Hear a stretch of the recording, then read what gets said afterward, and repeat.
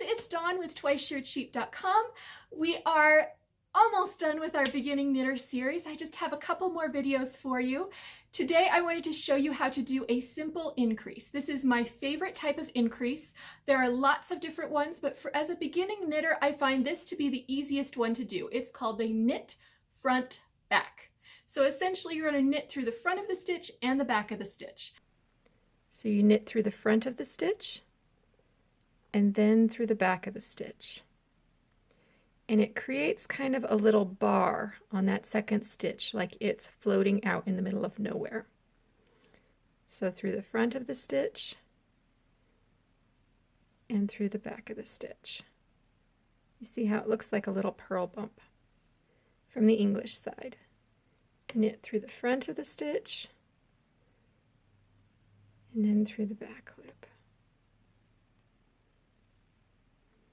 So through the front of the stitch and then through the back of the stitch.